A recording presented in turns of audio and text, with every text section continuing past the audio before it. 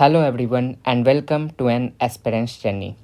सो previous video में मैंने अपने मार्क्स के बारे में डिस्कस किया था कि मेरे कितने मार्क्स आ रहे हैं 2026 के प्रीलिम्स में एंड मेरा एग्ज़ाम हॉल एक्सपीरियंस क्या था, कैसे मैंने पेपर को अप्रोच किया, वो सब मैंने अपने पिछले वीडियो में बात की थी। इस वीडियो में मैं लाया हूँ ऐसे क्वेश्चंस जो कि सबसे ज़्यादा नंबर्स ऑफ ऑब्जेक्शंस रेज हुए, मतलब सबसे ज़्यादा लोगों ने जिन क्वेश्चंस पे ऑब्जेक्शन रेज किया था। तो ऐसे मुझे टोटल 15 क्वेश्चंस मिले हैं और मेरा सेट डी था, तो उसके अकॉर्डिंग ये क्वेश्चंस नंबर है। मैंने इन 15 क्वेश्चन को 2 पार्ट में डिवाइड किया है। पहला तो स्ट्रॉन्ग चांसेस। स्ट्रॉन्ग चांसेस ऐसे क्वेश्चंस हैं जिसमें कि यूपीएससी के रिवाइज़ करने की चांस बहुत ज़्यादा है, क्योंकि उसके जो प्रूफ्स है वो बहुत कॉन्क्रीट प्रूफ्स है। फैक्चुअल एरर किया है यूपीएससी ने एंड मतलब सब्जेक्टिविटी के आधार पे नहीं है वो क्वेश्चंस, वो ऑब्जेक्टिविटी के ही अकॉर्डिंग वो चेंज हो सकते हैं, क्योंकि यूपीएससी ने डायरेक्टली कुछ मिस्टेक्स किए हैं। तो ऐसे जो क्वेश्चंस है वो टोटल 1 2 3 4 5 6 7 और 8 9 10, इसके भी 2 पार्ट मैंने किए, वो मैं बाद में एक्सप्लेन करता हूँ। तो ऐसे 10 क्वेश्चंस इसमें आते हैं। एंड दूसरा जो है वो लो चांसेस है, मतलब कि यूपीएससी लग रहा है कि मतलब गलत किया है, प्रोविजनल आंसर की में गलत आंसर तो दिया है, बट जो उसके प्रूफ्स है वो कंक्रीट नहीं है एंड सब्जेक्टिविटी है वहाँ, तो हो सकता है यूपीएससी उससे नहीं माने। सबसे पहले तो जो स्ट्रॉन्ग चांसेस चेंज होने के, जो प्रोविजनल आंसर की है वो चेंज हो जाएगी, उसके स्ट्रॉन्ग चांसेस किस किस क्वेश्चंस के आंसर चेंज हो सकते हैं।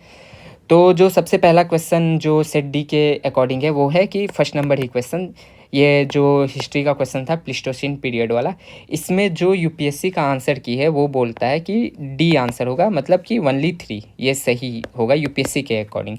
लेकिन ये पूरी तरीके से गलत है। न्यू स्टडीज़ में ये पाया गया है कि जो डॉल्फिन है दोनों सेम स्पीसीज़ की नहीं है, ये जो सेम स्पीसीज़ की डॉल्फिन नहीं पाई जाती है इंडस और गंगा रिवर सिस्टम में। एंड हो सकता है कि यूपीएससी ने प्रीवियस जो मटेरियल था उसके अकॉर्डिंग ये दे रखा है, बट न्यू स्टडी में बहुत सारे ऐसे मतलब प्रूफ्स है जो कि बता रहे हैं कि दोनों जो डॉल्फिन्स है वो डिफरेंट स्पीसीज़ है, मतलब वो पूरी तरीके से डिस्टिंक्ट स्पीसीज़ है। सो ये तो गलत हो गया, मतलब कि ये तो आंसर चेंज होना ही है। अब ये आंसर चेंज होगा या फिर ड्रॉप होगा, तो जो इसका नदी सूक्त ऑफ ऋग्वेद है इसमें मेंशन है इंडस वैली, यमुना और सरस्वती रिवर के बारे में। सो जो प्रूफ्स है वो दिखाते हैं कि शायद ओनली 1 इसका आंसर होगा, मतलब कि इसका आंसर चेंज होके क्या होगा, डी से कहा जाएगा ए पे जाएगा। सो आप भी अपने अकॉर्डिंग इसको मार्क कर सकते हो कि मतलब क्या चेंज हो सकता है। मैं इधर मार्क कर दे रहा हूँ कि ये ए पे जा सकता है एंड यूपीएससी ने जो दिया है वो डी दिया है, ठीक। एंड ये मेरा गलत है, तो फिर ये मेरा गलत ही रहेगा क्योंकि मैंने सी मारा है, तो ये मेरा वैसा का वैसा ही रहेगा, मतलब इसमें कोई मेरा चेंज नहीं आएगा, 0 मार्क्स मेरे रहेंगे। जो पहले था वो वही रहेगा। दूसरा जो क्वेश्चन है वो 17 नंबर क्वेश्चन है। 17 नंबर क्वेश्चन में लिख रखा है कि जो प्लेस वैल्यू सिस्टम है वो ऑल ओवर इंडिया पे पाए गए। यही जो स्टेटमेंट जो 2 है ये बहुत ही प्रॉब्लमेटिक स्टेटमेंट है एंड ऑल ओवर इंडिया में नहीं, बहुत सारे ऐसे प्रूफ्स मिले हैं। यहाँ सब्जेक्टिविटी है कि यूपीएससी किसी अपने सोर्स के अनुसार बोलेगा कि नहीं नहीं ऐसा नहीं है, मेरे सोर्स में तो ऐसा है, बट पता नहीं किस सोर्स से वो बोल रहा है, क्योंकि मैंने पिछले वीडियो में भी बोला था कि ये कहना कि ऑल ओवर इंडिया में 9th सेंचुरी में प्लेस वैल्यू सिस्टम एकदम जनरल हो गया था, ये बहुत ही वेग चीज़ है बोलना, हाँ, क्योंकि अलग अलग डायनेस्टीज़ थी और अलग अलग सिस्टम्स चलते थे उस टाइम पे, तो ये नहीं होगा। तो मेरे अकॉर्डिंग ये भी आंसर चेंज होगा एंड ये होना ही चाहिए, स्ट्रॉन्ग चांस है, कोई भी सोर्स यूपीएससी यूज़ कर ले लेकिन ये चेंज होगा ही। और ये चेंज होकर डी जो यूपीएससी ने दे रखा है कि इसका आंसर डी दे रखा है, वो डी से चेंज होकर किस पे जाएगा, बी पे जाएगा, क्योंकि स्टेटमेंट 2 कट जाएगा। ये मेरा गलत हुआ है, तो अगर चेंज होता है तो ये मेरा पॉजिटिव जाएगा। अब जो नेक्स्ट क्वेश्चन है वो है क्वेश्चन नंबर 47। ये ग्रैंड स्लैम टेनिस टूर्नामेंट का है क्वेश्चन। इसमें जो प्रॉब्लमेटिक स्टेटमेंट है, जो सबसे दिक्कत वाली स्टेटमेंट है वो है एक तो ये, और इसको तो यूपीएससी ने ही गलत माना है, तो ये जो सेकंड नंबर स्टेटमेंट है वो मतलब यूपीएससी ने इसको सही माना है। लेकिन ये जो बहुत सारे प्रूफ्स है एंड जो रूल बुक है ये टूर्नामेंट का, टेनिस टूर्नामेंट का, उसमें साफ लिखा है कि एज ऑफ 14 के अबव सारे all ranked tennis players allowed नहीं होते, ओपन फॉर एंट्री नहीं होता। उसके अलग और भी क्राइटेरिया है और भी कंडीशंस है, और जब कंडीशंस 14 एज के बाद और सारी कंडीशंस लेड आउट है, तो ये कहना कि open for entry to all internationally rank tennis players above age 14, ये बहुत ही मतलब ये गलत स्टेटमेंट बनी हुई है। आप इसको जस्टिफाई नहीं कर सकते कि हाँ एज ऑफ 14 के ऊपर तो होता है ना, क्योंकि यहाँ पर ऑल लिख दिया है। मेल लिखा रहता है तो हाँ कुछ लोगों को अलाउ होता है, क्योंकि एज ऑफ 14 के बाद उनकी और सारी क्राइटेरिया जो है वो फुलफ़िल करते हैं और उसके बाद उनको एंट्री के लिए अलाउ की जाती है। तो ये स्टेटमेंट जो होगा वो गलत होगा, 3 वाला भी गलत होगा, एंड जो आंसर होगा वो सिर्फ 1 होगा, मतलब कि ये आंसर होगा, चेंज होकर ये आंसर होनी चाहिए, पर यूपीएससी ने ए आंसर दिया है। एंड मैंने भी सी ही मारा है, तो इसलिए मैं इसको पॉजिटिव में लेता हूँ कि चेंज होने के बाद मेरा पॉजिटिव होगा। अब जो नेक्स्ट क्वेश्चन मुझे लगता है कि जो चेंज होना चाहिए वो है क्वेश्चन नंबर 61। तो 61 नंबर क्वेश्चन में ऐसा है कि इंश्योरेंस इन एविएशन सेक्टर के बारे में पूछ रखा है। अब इसमें ऐसा है कि जो एविएशन हल इंश्योरेंस, इसमें जो प्रॉब्लमेटिक स्टेटमेंट है वो है स्टेटमेंट नंबर 2। यहाँ पर लिख रखा है कि adopted in 1999 by over 130 countries. तो अभी हो सकता है कि 130 से ज़्यादा कंट्री हो जाए, बट ये जो स्टेटमेंट है ये 1999 के बारे में ही बात कर रहा है, बाद की बात नहीं कर रहा। और उस समय ये नहीं था, इंडिया भी नहीं था, इंक्लूडिंग इंडिया भी उस समय नहीं था। 1999 में टोटल 50 या 55 मेंबर्स थे जिन्होंने अडॉप्ट किया था, उसमें इंडिया इंक्लूड नहीं था। तो ये स्टेटमेंट यहीं पर गलत होता है, और मेरे अकॉर्डिंग और बहुत सारे प्रूफ्स है, स्ट्रॉन्ग प्रूफ्स है कि ये स्टेटमेंट गलत है, क्योंकि वो जो मॉन्ट्रियल कन्वेंशन में आप देखोगे तो उसका date of adoption and number of countries उसमें दिखाता है, जिसमें कि आई थिंक 52 to 55 कंट्रीज उस समय थी। सो ये स्टेटमेंट गलत हुआ, मतलब कि ये स्टेटमेंट 2 गलत हो गया, एंड जो यूपीएससी ने सी दिया है, बट इसका आंसर ए होना चाहिए, एंड मैंने ए ही मारा है, तो इसको मैं पॉजिटिव लेता हूँ। ठीक है, जो क्वेश्चन नंबर 71 आता है, जो नेक्स्ट क्वेश्चन है वो है इंडिया स्पेस प्रोग्राम के रिगार्डिंग। अब इसमें जो प्रॉब्लम है वो है स्टेटमेंट नंबर 2। स्टेटमेंट नंबर 2 में बोला है कि अग्निकुल कॉस्मोस ने दुनिया का पहला फ्लाइट किया, फर्स्ट फ्लाइट किया, वो 3D प्रिंटेड रॉकेट इंजन का यूज़ करके। बट ये गलत है। यहाँ पर जो यूपीएससी है वो पीआईबी जो सोर्स था उसका बस हेडिंग उसने यूज किया है, एंड हेडिंग में ऐसा लिख रखा है, बट वो first flight using 3D 1 piece single piece है, कि मतलब कि जो ये 3D प्रिंटेड रॉकेट इंजन बना ना, वो सिंगल पीस बना, मतलब डिफरेंट डिफरेंट मटेरियल को अलग अलग बनाकर असेंबल नहीं किया गया, एक ही पीस से, और पूरे रॉकेट का इंजन है उसको डिज़ाइन करके और अग्निकुल ने उसको लॉन्च किया था। बट अगर फर्स्ट फ्लाइट अगर देखा जाए कि fully 3D printed rocket engine, तो वो नासा कर चुका है इससे पहले, एंड एक और स्पेस एजेंसी है कोई, वो कर चुकी है। तो ये फर्स्ट फ्लाइट, वर्ल्ड का फर्स्ट फ्लाइट नहीं रहेगा। यहाँ पर इंडिया दिया रहता तो ये सही रहता, बट वर्ल्ड का फर्स्ट फ्लाइट नहीं है ये। तो ये स्टेटमेंट पूरी तरीके से गलत है, और ये गलत होगा भी, ये चेंज भी होगा। तो इसमें क्या होगा कि जो स्टेटमेंट 2 गलत हो गया, और यूपीएससी ने 1 और 2 दे रखा है, तो इसका आंसर जो होगा वो 1 होगा, ये आंसर होगा। और इसका जो यूपीएससी ने दे रखा है वो सी दे रखा है, एंड ये मेरा कोई चेंज नहीं होगा क्योंकि मैंने डी मारा है, तो ये मेरा 0 रहा, इसमें कोई पॉजिटिव मेरा नहीं होने वाला, क्योंकि ऑलरेडी मेरा गलत है, और यूपीएससी आंसर भी चेंज करता है तो भी मेरा गलत ही रहता है। सो जो अब नेक्स्ट क्वेश्चन की बात करते हैं वो है क्वेश्चन नंबर 85। तो देखो 85 में मिशन सुदर्शन चक्र ऑफ इंडिया, ये सबसे मतलब सबसे ज़्यादा जो कंट्रोवर्शियल क्वेश्चन है वो यही है। इसमें ऐसा है कि ऑल पब्लिक प्लेसेस, अब ऑल पब्लिक प्लेसेस क्या होता है? ऑल पब्लिक प्लेसेस अगर आप इसका एम रख दोगे कि सारे पब्लिक प्लेसेस को हमें एक्सटेंडेड जो सिक्योरिटी प्रोवाइड करनी है, वो भी मिशन सुदर्शन चक्र के अंदर बोल रखा है, तो इसका मतलब तो पूरा इंडिया ही कवर हो जाएगा। एंड ये भी एक कोई हेडिंग है या कोई लाइन है, वहाँ से बस यूपीएससी ने कॉपी कर दिया है। बाकी हर जगह जो मिशन में लिखा हुआ है और जो एम है और जो बताया हुआ है वो ऑल पब्लिक प्लेसेस नहीं है, पब्लिक प्लेसेस है प्लस क्रिटिकल पब्लिक प्लेसेस है, जो क्रिटिकल हो, जैसे कि मतलब कोई ऐसी जगह जो जैसे कि कोलकाता की हावड़ा ब्रिज, वो क्रिटिकल तो हो सकता है, उसको प्रोटेक्ट कर ले। हाँ, तो जो इस मिशन में जो पब्लिक के लिए और डिफेंस के पर्सपेक्टिव से जो क्रिटिकल लगेगी, जैसे कि स्टेट लेजिस्लेटिव असेंबलीज, ये सब तो होने वाले हैं, पब्लिक ऑफिसेज होने वाले हैं, और बाकी जो फेमस प्लेसेस है वो सारी प्लेसेस को कवर करेंगे, बट ऑल पब्लिक प्लेसेस को नहीं। किसी गांव में एक छोटा सा पार्क है, क्या वो भी तो एक पब्लिक प्लेस है, क्या उसको भी कवर करेगा? 2035 तक क्या एम है मिशन सुदर्शन चक्र का? नहीं है एम। तो ये सबसे मतलब कि कंट्रोवर्शियल था, और ये मोस्ट प्रोबेबली ये गलत होगा। सिर्फ एक स्टेटमेंट, एक लाइन को देख के और जो क्वेश्चन है वो फ्रेम हुआ है। सो ये गलत होने वाला है। एंड अगर स्टेटमेंट 3 को गलत करते हैं तो ये गया 3 गया 1 एंड 2 आपका सही होता है। एंड यूपीएससी ने ए दिया है तो इसमें भी मेरा पॉजिटिव होगा।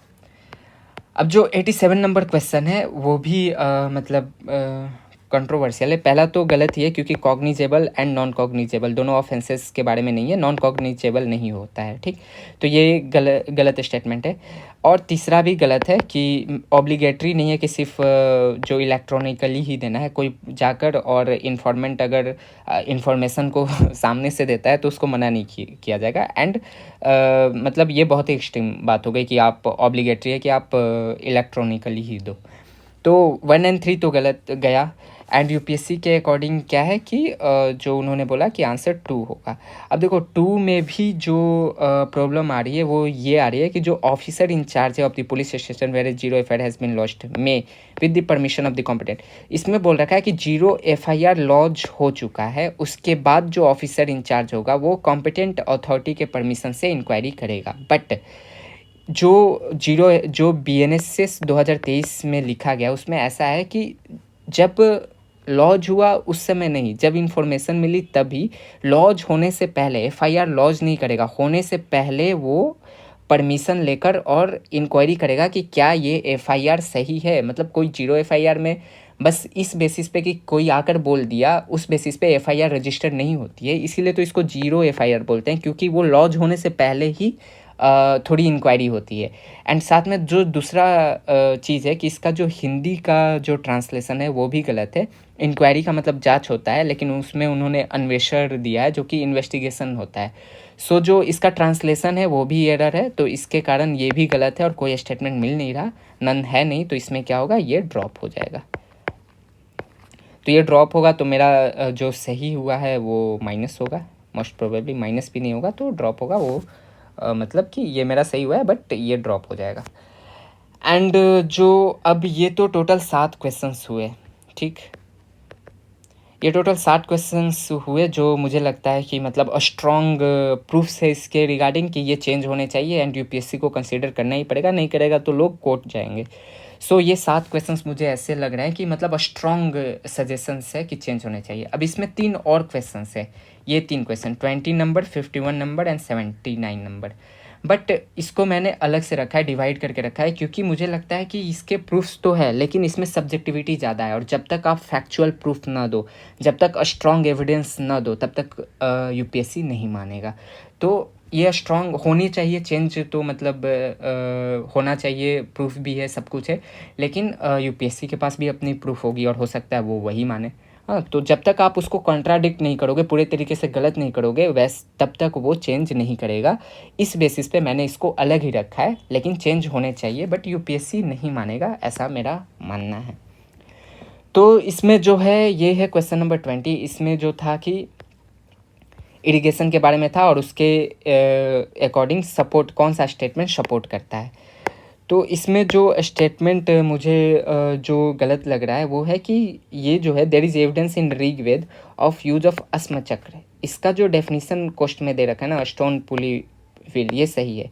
पर जो ये आहवा है इसका जो डेफिनेशन है स्ट्रेप्ड वुडन पेल्स, ये गलत है। और इसके अकॉर्डिंग ये स्टेटमेंट गलत होनी चाहिए, बस यही इसमें एक दिक्कत है। एंड हो सकता है यूपीएससी के पास अपना कोई सोर्स होगा, क्योंकि ये हिस्ट्री है और हिस्ट्री में बहुत सारे सोर्सेज होते हैं। एंड किसी एक सोर्स में जो कि यूपीएससी ने देखा एंड उसको उसमें लिखा हुआ है कि आवा इज़ ए स्ट्रेप्ड वुडन पेल्स, तो वो उसको ही मानेगा। जब तक कि 2-3 ऐसे सोर्स है जिसमें कि कोशा का डेफिनेशन दिया गया है कि that is strapped wooden pails. But अगर यूपीएससी के पास अगर कोई सोर्स है जो स्ट्रांगली सजेस्ट करता है कि आहवा is strapped wooden pails, then उसको वही मानेगा, उसी अपने आप को ही सही मानेगा। और ये हिस्ट्री है तो हिस्ट्री में सब्जेक्टिविटी होती है, तो आप ये नहीं कह सकते कि 2-3 प्रूफ लेकर मैं गया एंड वो मेरा मतलब नहीं मान रहा है या जो भी, क्योंकि उसके पास भी प्रूफ होगा। और हिस्ट्री मतलब इंटरप्रिटेशन पे डिपेंड करती है। सो मेरे अकॉर्डिंग ये स्ट्रॉन्ग चांसेस है, ये चेंज तो होना चाहिए, बट मुझे लगता है कि यूपीएससी मानेगा या नहीं मानेगा उस पर डिपेंड करता है। एंड इसलिए अगर ये चेंज हुआ तो मेरा ये निगेटिव में जाएगा। तो ये था। फिर सेकंड जो इसमें क्वेश्चन है वो 51 नंबर है। इसमें जो प्रॉब्लम है वो है कि यूपीएससी के अकॉर्डिंग जो आंसर है वो 1, 2 एंड 4। तो सबसे बड़ी प्रॉब्लम ये है कि ये जो 4 नंबर है ना, ये तो ऐसे ही गलत है। इम्पॉसिबल टू चेंज और delete any data once recorded and accepted.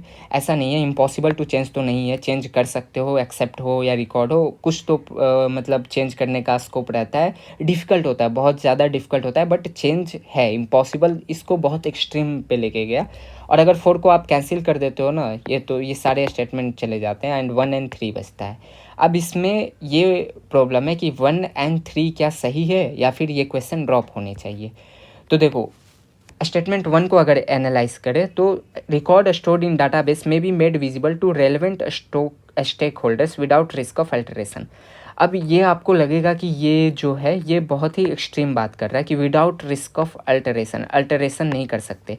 जब यहाँ पर इम्पॉसिबल टू चेंज को गलत मान रहे हैं तो ये भी गलत होगा कि मतलब यहाँ तो हम एक्सेप्ट कर रहे हैं ना कि चेंज कर सकते हैं, तो यहाँ भी एक्सेप्ट करना चाहिए कि चेंज कर सकते हैं। बट यहाँ पर क्या लिखा है कि रिकॉर्ड जो स्टोर होंगे डाटाबेस में मे बी मेड विजिबल, मतलब कुछ ऐसे एरियाज़ होंगे, कुछ ऐसे प्लेसेस होंगे, कुछ ऐसे ब्लॉकचेन टेक्नोलॉजी और उसके बेसिस पे कुछ फंक्शन होती होंगी जो कुछ स्टेक होल्डर के लिए स्पेसिफिक बनी होंगी, जिसमें कि उनको तो डेटाबेस दिखा रहा होगा ताकि वो उससे अपने फंक्शंस को और इजीली इफ़ेक्ट कर सके या फिर अपना डॉक्यूमेंट कर सके कोई भी चीज़ों को।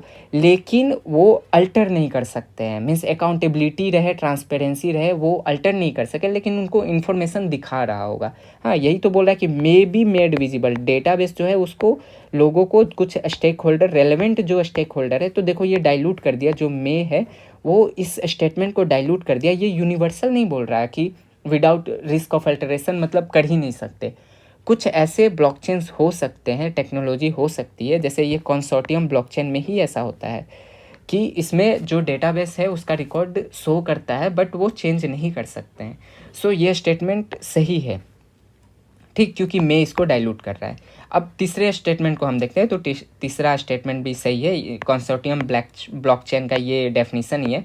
पता नहीं यूपीएससी क्यों 1 to 4 मतलब ले रखा है, ये तो मतलब गलत होगा ये।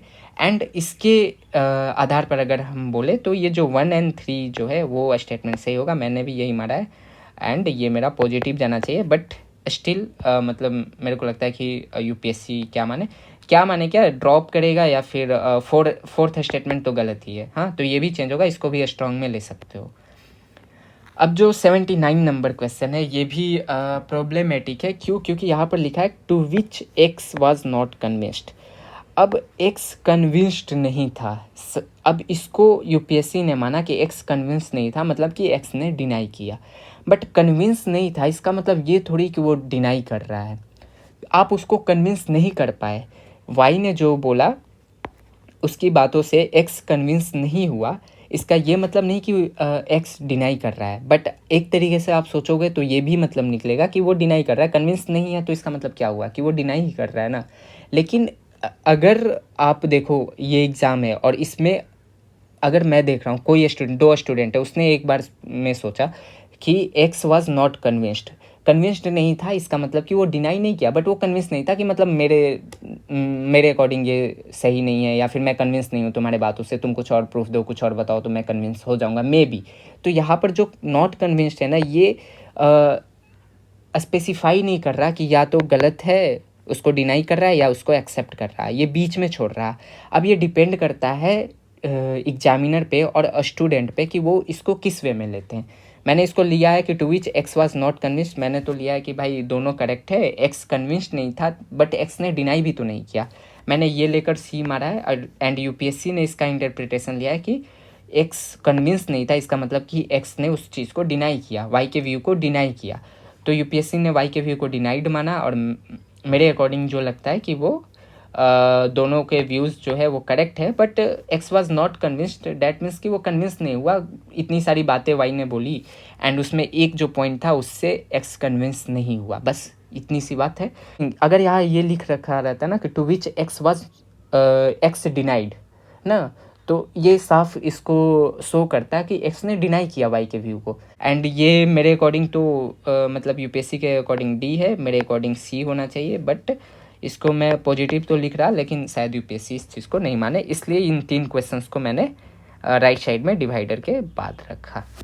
सो ये टोटल क्वेश्चंस थे। जो 7 क्वेश्चन है उनके स्ट्रॉन्ग चांसेस है कि वो चेंज हो, और जो 3 क्वेश्चन है उसमें सब्जेक्टिविटी आ जा रही है, तो वो यूपीएससी पे डिपेंड करता है कि वो क्या इंटरप्रिटेशन ले रहा है, वो मान रहा है नहीं मान रहा है, कितना मान रहा है। सो टोटल 10 क्वेश्चन मुझे लगे जो कि चेंज होने चाहिए, उसके रिवाइज आंसर की आएंगे। अब 5 क्वेश्चन ऐसे भी है जो इसके लो चांसेस है, मीन्स कि वो चेंज होने के बहुत कम चांस है।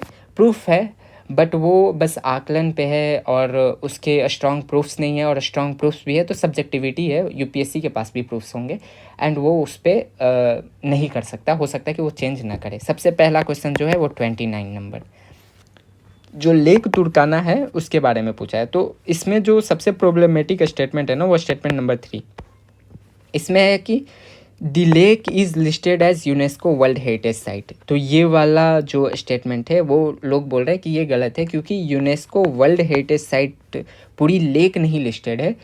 जो लेक है ना, लेक तुर्काना नेशनल पार्क करके है, उसमें कुछ लेक के अंदर कुछ एरिया है, उसको यूनेस्को वर्ल्ड हेरिटेज साइट में मेंशन है। और यूनेस्को के वर्ल्ड हेरिटेज साइट के लिस्ट को आप खंगालोगे तो उसमें उसने लिख रखा है कि लेक तुर्काना नेशनल पार्क वो है, बट मुझे नहीं लगता कि ये एक स्ट्रॉन्ग प्रूफ है बस नाम के कारण, क्योंकि यूनेस्को भी बार बार ईजली बोलने के लिए वो वर्ड यूज कर देता है कि lake तुर्काना under the UNESCO world heritage site, UNESCO खुद ही यूज कर चुका है। सो मुझे नहीं लगता कि ये 3 गलत होना चाहिए, एंड यूपीएससी भी शायद नहीं माने तो, लेकिन अगर चांसेस है ऑब्जेक्शन रेज हुए, इसलिए मैं यहाँ शो कर दे रहा हूँ। सो स्टेटमेंट 3 को लोग गलत बोल रहे हैं, एंड अगर 3 को काट दो तो 1 होगा, और इसके अकॉर्डिंग अगर लो तो मेरा पॉजिटिव ही होने वाला है, मैंने भी 1 ही मारा है, बट मुझे नहीं लगता कि ये चेंज होगा। अब देखो 56 नंबर क्वेश्चन जो है वो रियल वर्ल्ड एसेट का टोकेनाइजेशन। इसमें जो प्रॉब्लम आ रही है वो ये है कि जो स्टेटमेंट नंबर 2 है इसमें बोल रखा है कि tokenisation of real world asset, अगर रियल वर्ल्ड एसेट को टोकनाइज करो तो वो 24/7 एक्सेस प्रोवाइड करता है हाँ, और नहीं भी करता है, ये दोनों बात है। साथ में जो सबसे बड़ी प्रॉब्लम लोग बोल रहे हैं वो प्रोमोटिंग फाइनेंशियल इंक्लूजन। तो एक बात बताओ, अगर ये चीज़ आप कैसे डिनाई कर सकते हो कि ये फाइनेंशियल इंक्लूजन को प्रमोट नहीं करता है? नहीं डिनाई कर सकते हम, क्योंकि अगर थोड़ा भी 10% भी फाइनेंशियल इंक्लूजन को प्रमोट कर रहा है, और कुछ ऐसे रियल वर्ल्ड एसेट है जिनका टोकनाइजेशन हमने कर दिया, एंड उस वो 24/7 उसका एक्सेस है ना, ऐसे ऐसे RWA है जिनका टोकनाइजेशन करने पे 24/7 एक्सेस वो प्रोवाइड करते हैं, और 24/7 एक्सेस प्रोवाइड करता है तो उससे हो सकता है कि वो प्रमोट करे फाइनेंशियल इंक्लूजन को, क्यों नहीं करेगा प्रमोट। सो इसके बेसिस पे आप इसको गलत काटो, ये मुझे लगता है कि गलत है, और ये यूपीएससी भी नहीं मानने वाला। और ये चीज़ मैं इसलिए नहीं बोल रहा क्योंकि ये मेरा सही हुआ है, क्योंकि इसके पीछे लॉजिक है कि ऐसे बहुत सारे क्वेश्चंस पहले भी आए हैं यूपीएससी के जो कि प्रमोट करता है, या फिर ऑब्जेक्टिव्स में कि इनविसेज या फिर कुछ भी करता है, मीन्स थोड़ा सा भी, तो अगर थोड़ा भी प्रमोट करता है कोई चीज़ 24/7 एक्सेस मिल जाए, हॉस्पिटल का ही 24/7 एक्सेस मिल जाए, और उस पर स्टेटमेंट आए कि हेल्प्ड द पेशेंट, हाँ, तो आप ये नहीं बोल सकते कि उसने हेल्प नहीं किया, क्योंकि कुछ लोगों को हेल्प नहीं हुआ या कुछ लोगों ने उसका हेल्प नहीं लिया। हाँ, तो इस स्टेटमेंट को बस इस बेसिस पे कि वो नहीं करता, यूनिवर्सली नहीं करता है, उस बेसिस पे आप खारिज नहीं कर सकते, क्योंकि इसने कभी एक्सट्रीम चीज़ें नहीं बोली। यह स्टेटमेंट एक नॉर्मल सा स्टेटमेंट है और कुछ एक्सट्रीम ये नहीं बोल रहा। तो मेरे अकॉर्डिंग ये स्टेटमेंट सही है, एंड ये सही होना चाहिए, यूपीएससी इसको चेंज नहीं करेगा। बट फॉर द सेक कि लोगों ने डाला है ऑब्जेक्शन, तो इसके लिए 2 को गलत बोल रहे लोग, तो ये 2 गया, एंड इसके अकॉर्डिंग 1 और 3 होना चाहिए, बट आई डोंट थिंक कि ये चेंज होगा, और इसके हिसाब से अगर चेंज हुआ तो मेरा माइनस होगा। सेकंड जो थर्ड नंबर है वो 70 नंबर क्वेश्चन है, इसमें है कि ग्रीन हाइड्रोजन के रिगार्डिंग। तो ये तो सबसे पहले ये तो गलत है, हाँ ये ब्लू हाइड्रोजन होता है, ये सही है, ठीक, ये ग्रीन हाइड्रोजन होता है। एंड इसमें एक जो प्रॉब्लमेटिक स्टेटमेंट है वो ये है कि 50 MMT of annual green house gas. अब बहुत जगह इसमें ग्रीन हाउस गैस की जगह CO2 लिखा है, तो CO2 is also a green house gas. And UPSC हमेशा एक वाइड पर्सपेक्टिव लेता है। आप कोई भी क्वेश्चन देखो, आप PYQ देखो, तो एक वाइडर पर्सपेक्टिव लिया है। आप कैसे बोल सकते हो कि एनुअल ग्रीन हाउस गैस नहीं होगा। एंड CO2 बस CO2 लिख रखा है किसी डॉक्यूमेंट में, 2-4 डॉक्यूमेंट में CO2 लिख रखा है, एंड कुछ डॉक्यूमेंट्स में ग्रीन हाउस गैस भी है। तो बस इस बेसिस पे कि CO2 नहीं दिया, ग्रीन हाउस गैस दे दिया, आप इस पे मतलब इसको कैंसिल कर दो, गलत मान लो, वो सही नहीं है। मुझे नहीं लगता कि यूपीएससी ऐसा मानने वाला है। और इतना मतलब अगर आप यूपीएससी का एग्ज़ाम दे रहे हो तो इतनी एनालिटिकल थिंकिंग होनी चाहिए कि अगर यहाँ पर CO2 लिखा तो भी सही है, यहाँ पर ग्रीन हाउस गैस लिखा तो भी सही है, क्योंकि CO2 दे रखा है। मान लो कि डॉक्यूमेंट्स में CO2 दे रखा है, but CO2 is also a green house gas. हाँ, तो आप डिनाई कैसे करोगे इस चीज़ को, आप इसको गलत कैसे मानोगे। अगर यहाँ 2030 के जगह 2035 होता, 50 के जगह 60 रहता, तो ये एक स्ट्रॉन्ग बेसिस था कि ऑब्जेक्शन रेज किया जा सकता था। बट बस इस पे कि ग्रीन हाउस गैस के जगह CO2 होना चाहिए, इसके बेसिस पे गलत है, ये गलत नहीं होगा और यूपीएससी नहीं मानेगा। फिर भी मैंने इसमें डाला क्योंकि बहुत लोगों ने इस पे ऑब्जेक्शन रेज किया है। एंड अगर ये चेंज होता है तो जो थर्ड नंबर स्टेटमेंट है वो गलत हो जाएगा, ये भी गलत हो जाएगा। तो क्या होना चाहिए, है ना, 2 ओनली होना चाहिए, और ये मेरा निगेटिव चला जाएगा। अब जो नेक्स्ट क्वेश्चन है वो है क्वेश्चन नंबर 78। इसमें है कि ये जो क्वेश्चन है मिस एक्स के बारे में दे रखा है, एंड इसमें पूरी एथिक्स का क्वेश्चन है, एंड इसमें एथिकल डायलेमा है कुछ। इसमें जो प्रॉब्लम है कि ये लोग बोल रहे हैं कि recommend removing the contractor from the short list to protect the project's integrity. जो एक्स है वो मिड लेवल सिविल सर्वेंट है या एक ऑफिसर है, वो रेकमेंड करे रिमूविंग, और इसको जो यूपीएससी है इसको गलत मान रहा है, और यूपीएससी के अकॉर्डिंग 3 ओनली होगा। एंड मेरे अकॉर्डिंग भी मुझे लगता है कि ये 3 ही होना चाहिए। क्यों, ये स्टेटमेंट सही नहीं है, मैंने 2 और 3 मारा है, बट ये मेरा गलत है क्योंकि स्टेटमेंट 2 जो बोल रहा है कि कंट्रैक्टर को रिमूव करने के लिए रेकमेंड करेंगी। अब देखो, रेकमेंड कोई बॉडी करती है या कोई पब्लिक सर्वेंट रिकमेंडेशन देते हैं, तो वो रिकमेंडेशन भी फॉर्मल रिकमेंडेशन होता है। ऐसा नहीं होता कि वो मुंह से जाके और रेकमेंड कर दे कि सर ये तो गलत है, इसको तो हटा दो। हाँ, ये एक फॉर्मल प्रोसेस होता है। पहले इन्वेस्टिगेशन होता है, इंक्वायरी होता है, लीगल प्रोसेस से जाता है, एंड उसके पास अगर ये रेकमेंड कर रही है कॉन्ट्रैक्टर को रिमूव करने के लिए, तो कॉन्ट्रैक्टर के पास राइट है कि वो कोर्ट जाए और एंड वो प्रूफ मांगे कि किस बेसिस पे मुझे हटाया जा रहा है, किस बेसिस पे मेरा रिमूवल का रिकमेंडेशन दिया गया है, उसके अगेंस्ट वो कोर्ट जा सकता है। सो रेकमेंड नहीं कर सकती, क्योंकि अगर एक सिविल सर्वेंट है या कोई एक मिड लेवल ऑफिसर है और वो रेकमेंड कर रही है, तो वो एक फॉर्मल रिकमेंडेशन होता है, वो एक रिटन रिकमेंडेशन होता है। सो इसके अकॉर्डिंग अगर प्रोसेस से जाए, एंड जो एथिक्स में वही होता है कि जो प्रोसीजर होता है उसको फॉलो करना होता है, तो ये लीगल प्रोसेस को नहीं फॉलो कर रहा है। हाँ, रेकमेंड करना बिना आप इंक्वायरी किए, बिना इन्वेस्टिगेशन किए, बिना प्रूफ लिए, एंड इसमें दे भी रखा है कि though nothing has been legally proven, कुछ भी लीगली प्रूवन नहीं था, तो आप कैसे रिकमेंड कर सकते हो। बाई लॉ जाना होता है। अगर आप किसी भी पब्लिक ऑफिस में हो और कोई भी आप रिकमेंडेशन दे रहे हो, पब्लिक रिकमेंडेशन, ऑफिशियल रिकमेंडेशन, या कुछ भी जो ऑफिशियली कर रहे हो, ऑफिशियल वर्क कर रहे हो, वो सब एक प्रोसीजर से जाना चाहिए। एंड यहाँ पर लिख रखा है कि nothing had been legally proven, कुछ भी लीगली प्रूवन नहीं था, तो कुछ भी लीगली प्रूवन नहीं था, तो ये रिकमेंड करना ये गलत है। ये मिस एक्स जो है वो नहीं ले सकती, ये वाला डिसीजन नहीं लेना चाहिए, एंड इसके आधार पे ये गलत होना चाहिए। एंड स्टेटमेंट जो यूपीएससी ने दे रखा है 3 ओनली, वो सही होगा। लेकिन अगर चेंज होता है तो ये 2 और 3 होगा, एंड इसमें मेरा पॉजिटिव हो जाएगा, बट मुझे नहीं लगता कि ये चेंज होगा। जो नेक्स्ट क्वेश्चन है वो है क्वेश्चन नंबर 88। तो देखो 88 क्वेश्चन में क्या है कि ये तो गलत है, ये गलत है। जो मेन प्रॉब्लम लोग बोल रहे हैं वो सीबीआई का आ रहा है, और सीबीआई में जो इसका फंक्शन है वो बोल रहा है कि ये एक फंक्शन नहीं है, एक ये वाइड इंटरप्रिटेशन है, एक एम है, एक मिशन है। एंड फंक्शन जो होता है वो यहाँ पर फंक्शन लिख रखा है।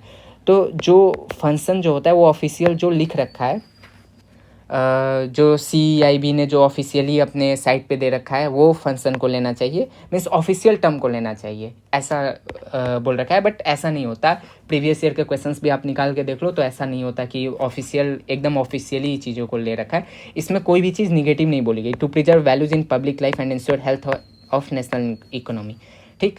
तो आप एक वाइड इंटरप्रिटेशन आपको लेना रहता है, क्या ये गलत है, क्या ये एक फंक्शन नहीं है, ऑफिशियल फंक्शन नहीं है। CBI के साइट पे ऐसा ऑफिशियली फंक्शन में लिख के नहीं लिखा गया है कि मतलब CBI या जो DPSC एक्ट है उसके अंदर ऐसा नहीं लिख रखा है कि ये इसका फंक्शन होगा। बट ये इसका मिशन है, ये इसका एम है, ये इसका ऑब्जेक्टिव है, एंड उसको इंटरप्रेट किया जा सकता है कि it is one of the function of CBI। हाँ, तो इसको आप डिनाई नहीं कर सकते।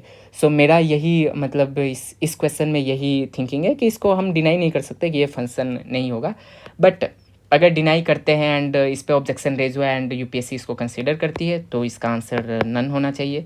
UPSC ने 1 दिया है एंड ये मेरा गलत होगा। गलत होगा मतलब कि मेरा माइनस होगा। सो ये थे कुछ क्वेश्चंस जो कि लो चांसेस थे। अब कुछ ऐसे भी क्वेश्चन है जो कि मतलब लोग कुछ भी कर रहे हैं। कुछ भी का मतलब कि UPSC ने दे दिया कि भाई ऑब्जेक्शन रेज करो, तो मतलब क्वेश्चन की बाल का खाल निकाल रहे हैं, कुछ से कुछ रीज़न दे के एंड ऑब्जेक्शन रेज किया है। वैसे क्वेश्चंस मुझे 3 मिले। पहला तो एरिसिल्क और ओइकोटेक्स सर्टिफिकेशन के बारे में। इसमें जो लोग बोल रहे हैं कि इसमें जो प्रॉब्लम है वो है कि केमिकल फ्री प्रोडक्ट्स इसका नहीं लिख रखा है, और उन्होंने ये सर्टिफिकेशन है उसके साइट पे जाकर और उसका जो निकाला कि देखो यहाँ पर केमिकल फ्री नहीं लिखा है, यहाँ पर तो लिखा है कि हार्मफुल सब्सटेंस नहीं होना चाहिए। एक बात बताओ, इसने कहा बोला कि मतलब केमिकल फ्री लिख रखा है, एंड ये स्ट्रिक्टली कहा बोल रहा है। ये स्टेटमेंट को पढ़ो। It allows Indian exporters to compete in high end market, ठीक है, अलाउ करता है। That prioritises chemical free product, तो जो कि प्रायोरिटाइज करे मतलब प्रायोरिटी पे दे केमिकल फ्री प्रोडक्ट। जो हार्मफुल सब्सटेंस निकाल रहा है तो केमिकल भी तो एक हार्मफुल सब्सटेंस ही होता है, एंड प्रायोरिटी पे रखे। प्रायोरिटी का मतलब ये नहीं होता ना कि मतलब वो बोल ही रहा है कि एकदम केमिकल फ्री ही कर दो, कोई भी केमिकल होना ही नहीं चाहिए, तो प्रोडक्ट ही कैसे होगा। हाँ, तो केमिकल फ्री प्रोडक्ट्स ये नहीं बोल रहा कि स्ट्रिक्टली मना नहीं किया जा रहा है। यह स्टेटमेंट में साफ बोला है कि प्रायोरिटी पे रखना है कि केमिकल फ्री प्रोडक्ट्स हो, तो सही बात है ना, प्रायोरिटाइज तो करना ही है ना।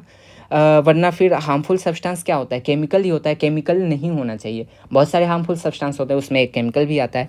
सो आप बस ये बोलो कि केमिकल फ्री प्रोडक्ट्स ऐसा साइट पे नहीं लिखा, ऐसा उसके कहीं भी नहीं लिखा, हार्मफुल सब्सटेंस लिखा है, तो आप बहुत नैरो इंटरप्रिटेशन ले रहे हो। एंड यहाँ पर कहीं नहीं लिखा कि स्ट्रिक्टली फॉलोज, हाँ, strictly follows that it should be chemical free, ये कहा लिखा है इसमें लिखा कि प्रायोरिटी पे रखो, ठीक है। तो ये हुआ। ऐसा ही एक क्वेश्चन नंबर 67 मिला मुझे, जो ये है ना कि LLM assign probabilities to the next possible words and then pick the one with the highest probability. ये गलत है इस बेसिस पे कि ये वन ऑफ दी ये है वे है जिसके कारण LLM असाइन करता है। बट ऐसा नहीं होता है। वन ऑफ दी इसमें कहा बोला कि ये मतलब आप कैसे बोल सकते हो कि ये नहीं होगा, ये गलत कैसे कर सकते हो। वन ऑफ द प्रोबेबिलिटी है ना, अब इसको लिखना वन ऑफ द प्रोबेबिलिटी ज़रूरी नहीं है। जैसे कि इसने एक्सट्रीम भी नहीं लिखा, इसने ऐसा नहीं लिखा कि the LLM assign probabilities to the next possible word and then pick the one with the highest probability and this is the only way by which LLM function. हाँ, इसको ही सिर्फ थोड़े ही बोला है। अब 3 स्टेटमेंट मैं देता हूँ कि राम खाता है, राम चलता है और राम सोता है, एंड ये तीनों चीज़ें सत्य है राम के बारे में। अब इसमें से मैंने क्वेश्चन बनाया और मैंने एक स्टेटमेंट दिया कि राम सोता है, तो क्या आप इसको डिनाई करोगे इस बेसिस पे कि राम तो खाता भी है, हाँ, राम चलता भी है, तो सिर्फ राम सोता है लिखा। मैंने थोड़े बोला कि राम सिर्फ सोता है। So it is not saying only this way ना, it is just saying that कि LLM ऐसे वर्क करता है, तो करता है भाई, इसको गलत कैसे करोगे। तो ये सही है। इस बेसिस पे आप ये नहीं बोल सकते 1 नहीं होगा, 2 और 3 होगा, ये ड्रॉप नहीं होगा, क्वेश्चन कुछ नहीं होगा, ये फालतू की चीज़ें है। अब देखो 72 नंबर क्वेश्चन ही ऐसा मिला कि इसमें लोग बोल रहे हैं कि GPS spoofing is a commonly use technique. तो GPS spoofing commonly use technique नहीं होता, GPS जैमिंग होता है। सबसे पहली बात आप कॉमनली बताओ, कॉमनली क्या होता है। हाँ, इसमें कहा लिखा कि commonly use technique to counter drone swarm attack in India in operation Sindoor. इसको तो नैरो भी नहीं किया ना, कोई एक स्पेसिफिक कंट्री के स्पेसिफिक प्रोजेक्ट के स्पेसिफिक एरिया भी नहीं बोला कि उसमें नहीं होता। तब हम नैरो करके बोल सकते थे कि नहीं नहीं ऑपरेशन सिंदूर में ये स्पूफिंग नहीं यूज हुआ या इंडिया में नहीं यूज हुआ। मान लो GPS spoofing commonly used technique होती है, वो कहीं आयरलैंड में होती है, या फिर मान लो नॉर्थ कोरिया में ऐसा होता होगा, आप कैसे डिनाई करोगे इस चीज़ को? हाँ, तो इसको बस कॉमनली यूज नहीं है एक साइट पे जाके और वहाँ लिखा है कि GPS jamming is a commonly use, इसको आप डिनाई नहीं कर सकते, तो ये भी गलत नहीं होगा एंड ये भी चेंज नहीं होगा। सो ऐसे 3 फालतू के क्वेश्चन मुझे मिले जिस पे लोगों ने ऑब्जेक्शन रेज किया एंड वो अपने रीजंस दे रहे हैं, बट वो फालतू के रीजंस है। एंड टोटल 5 क्वेश्चंस ऐसे मिले जो कि ये वीक है, लो चांसेस है कि इनका चेंज होना, मतलब बहुत कम चांसेस है एंड मैं नहीं कंसीडर करता हूँ कि ये चेंज होंगे। एक ये लग सकता है कि किधर गया, नहीं ये भी नहीं है इसमें, तो कोई भी ऐसा क्वेश्चन मुझे नहीं दिख रहा कि जो चेंज हो इसमें। एंड जो चेंजेस होने चाहिए वो इधर स्ट्रॉन्ग चांसेस में जो मैंने लिख रखा है कि जो 7 क्वेश्चंस इधर एंड इसमें एक ये वाला क्वेश्चंस जो x was not convince, x वाला भी नहीं, ये क्वेश्चन, इसके भी एक स्ट्रॉन्ग, बहुत स्ट्रॉन्ग चांस है कि ये चेंज होगा, आंसर या तो ड्रॉप होगा या फिर चेंज होगा। सो ये टोटल था, जो टोटल 15 क्वेश्चंस मुझे दिखे जिसके कि चांसेस है कि वो रिवाइज हो। अब इस बेसिस पे आप अपने आंसर्स देखो और अपने रिवाइज्ड आंसर की अपने मार्क्स को फिर से कैलकुलेट करो और देखो कि क्या होता है चेंज होने पे, आपके मार्क्स इंक्रीज़ हो रहे हैं, डिक्रीज़ हो रहे हैं या क्या हो रहा है। अगर मैं अपनी बात करूँ तो इसमें मुझे जो दिख रहा है कि यहाँ एक पॉजिटिव हुआ मेरा, 1, फिर 2, फिर ये 3, ऐसा ये 3 जगह एंड एक ये 4, तो 4 जो मेरे क्वेश्चंस है वो पॉजिटिव में जा रहे हैं। अगर चेंज हुआ तो +4 क्वेश्चंस हो रहे हैं एंड अगर नहीं चेंज हुआ और निगेटिव में कितना जा रहा है, तो निगेटिव में एक ये क्वेश्चन जा रहा है, या तो ये निगेटिव होगा या फिर ये ड्रॉप होगा। हाँ, ये ड्रॉप ही होना चाहिए, 0 FIR ड्रॉप होगा तो निगेटिव में जा नहीं रहा। तो ऐसे 4 क्वेश्चंस मुझे लग रहे हैं कि मेरे जो होगा कि मेरे आंसर जो होंगे वो चेंज होंगे। अगर चेंज हुआ तो 4 × 2.67 भी नहीं होगा, 67 से ज़्यादा होगा क्योंकि एक क्वेश्चन ऐसे भी ड्रॉप होगा, तो 98 क्वेश्चन को कंसीडर करेंगे, तो 2 मान लो 7 ले लेता हूँ मैं, तो ये कितने होते हैं 47 28 और 4 दूनी 8 10.8। अगर 4 क्वेश्चन भी चेंज होता है तो 10.8 मार्क्स का पॉजिटिव हो रहा है मेरा, और इसमें अगर 10.8 पहले 60 आ रहा था प्लस 10.8 = 70, मतलब 70 मार्क्स के अकॉर्डिंग जा सकता है। सो देखते हैं क्या होता है, 4 क्वेश्चन नहीं तो 3 क्वेश्चन भी अगर चेंज हो तो 67 मार्क्स के आसपास जाएगा।